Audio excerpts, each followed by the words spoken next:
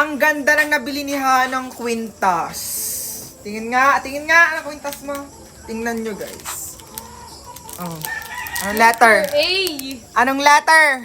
Letter A, ito yung kanyang pinaka-necklace. Yan. Tapos meron siyang initial na letter A. Tingin kung maganda.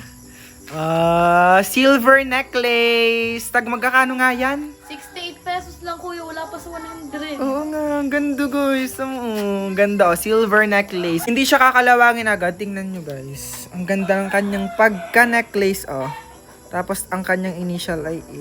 Tapos meron pang iba't ibang initial ang pwede nyong i-check out kung bibili kayo. Tapos perfect din siyang pang gift ngayong Christmas. Tingnan nyo kasi yung packaging niya. Dito siya nakalagay. O kapag mag-exchange gift kayo, 'di ba? Sa halagang 100 pesos. Yan ang ibigay mo guys. Mukhang yaman din kasi Sa gustong mag-check out, ililink na lang ni Hana sa kanyang yellow basket, 'di ba Hana? Oo. A4. Charot.